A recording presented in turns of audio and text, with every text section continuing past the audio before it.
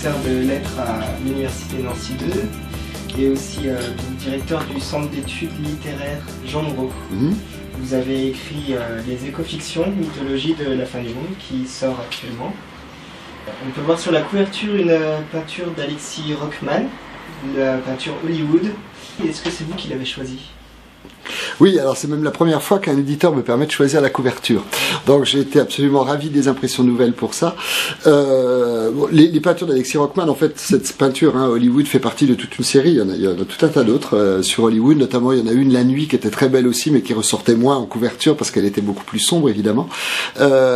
Oui, c'est un peintre contemporain que je remercie infiniment de sa mansuétude, pour le coup, puisqu'il il nous a vraiment permis de reproduire sa peinture moyennant, je crois, 5 exemplaires du livre. Enfin bon, c'est absolument ridicule, alors que c'est un peintre extrêmement coté aux États-Unis désormais.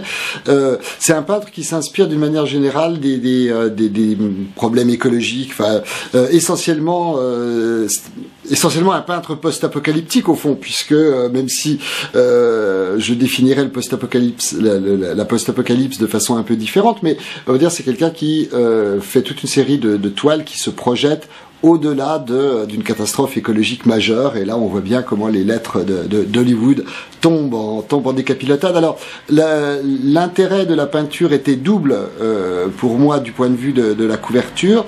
D'une part, il exprimait bien ce côté fin du monde, évidemment, et puis de l'autre, évidemment, il y avait le nom d'Hollywood, et dans la mesure où je parle énormément de cinéma, c'était très avantageux. Donc j'ai pas hésité une seconde. Donc, justement, vous parlez beaucoup de cinéma, mais aussi de livres, de personnalités, de religion, de mythologie. J'imagine que ça a dû vous prendre beaucoup de temps. Une approximation à peu près, combien de temps ? Alors, c'est assez facile à évaluer.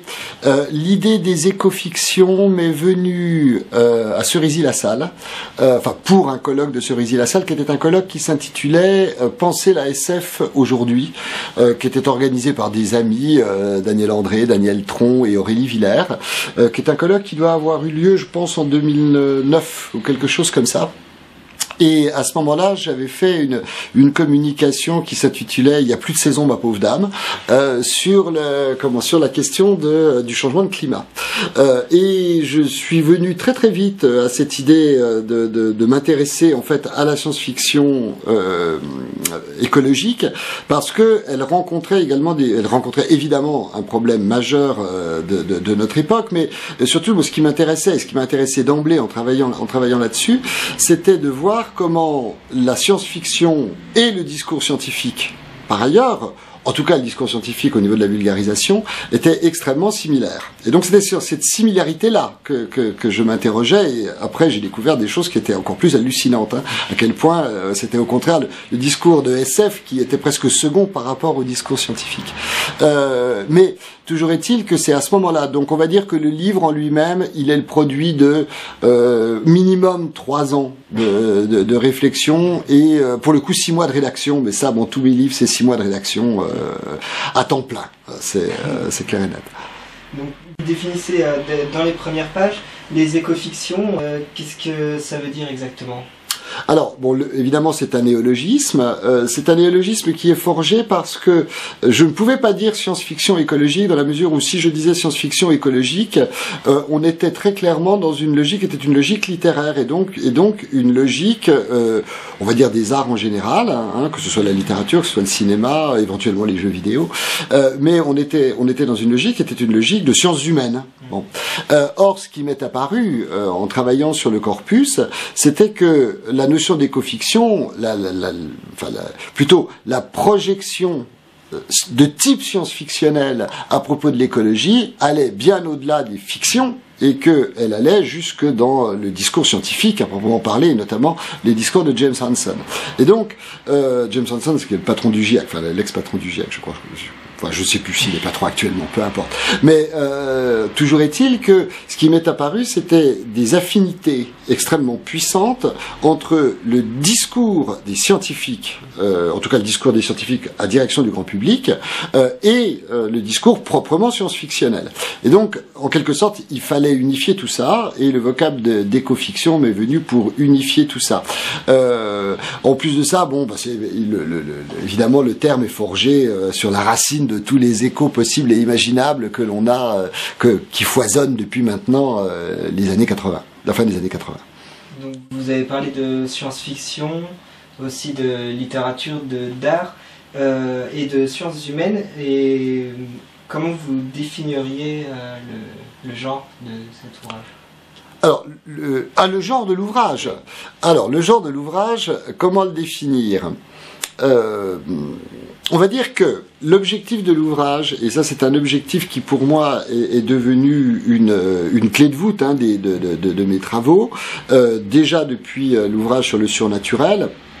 L'idée est la suivante. L'idée est que la littérature, enfin en tout cas la critique littéraire, a complètement perdu dans le champ des médias, mais dans le champ social, elle a complètement perdu sa légitimité. Elle s'est enfermée à regarder la littérature au sens strict et à faire de la critique littéraire dans un sens très souvent académique.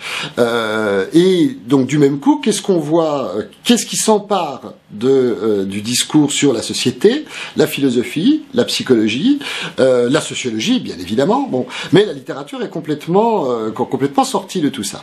Et donc moi, une de mes ambitions, bon, même si ça reste forcément un peu balbutiant, mais une de mes ambitions, c'est de redonner à la critique littéraire un poids dans l'examen, dans l'observation, de manière générale, de la société. Donc, je l'ai fait pour le surnaturel, en montrant comment, par exemple, le discours religieux pouvait tout à fait s'analyser à partir de procédés qui étaient des procédés proprement littéraires. Bon, là, c'est pareil, c'est-à-dire qu'en fait, je passe au filtre de quoi ? Au filtre de Bachelard, ou au filtre des grands critiques sur l'imaginaire, comme Gilbert Durand. Je passe à ce filtre-là le discours qui est le discours ambiant dans lequel nous sommes tous. L'idée, en fait, fondamentale ici est bien plus avancée qu'à l'époque où j'ai écrit le surnaturel. L'idée, c'est que le citoyen est en fait inscrit par les discours qui se diffusent essentiellement au sein des médias. Le citoyen agit en quelque sorte par un certain nombre de récits qui donnent sens à son existence. Parmi ces récits qui donnent sens à notre existence, l'écologie est complètement majeure aujourd'hui, puisque vous êtes censé vous déterminer par rapport à l'écologie, à partir du moment où vous triez vos déchets, à partir du moment où vous éteignez la lumière quand vous sortez d'une salle. J'ai été frappé notamment de cette petite phrase qui était sur tous les boutons électriques à l'université de Nancy 2 quand je suis arrivé. C'était éteignez la lumière, sauvez la planète. Bon, et je me suis dit, mais qu'est-ce que ça veut dire que éteigner la lumière, sauver la planète. Bon, et en fait, le problème, c'est que nous devenons tous les acteurs d'un grand récit, d'un grand mythe, et c'est ce mythe-là qui m'intéressait. Alors, en l'occurrence, l'écologie est un des aspects de ce grand mythe. C'est franchement, depuis une vingtaine d'années, l'un des aspects majeurs. Mais l'idée, c'est que s'il y a une discipline qui est capable d'étudier ces grands mythes, ces grandes fictions au sein desquelles on est inscrit, c'est la littérature. Et donc, il faut, à mon sens, redonner à la littérature ce pouvoir d'analyse de tout cela pour qu'enfin on soit à peu près conscient de ce qu'on fait au quotidien lorsque on respecte ces injonctions.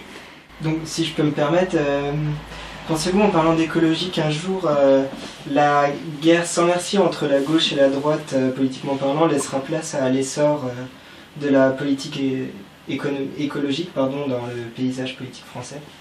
Ben, c'est déjà le cas.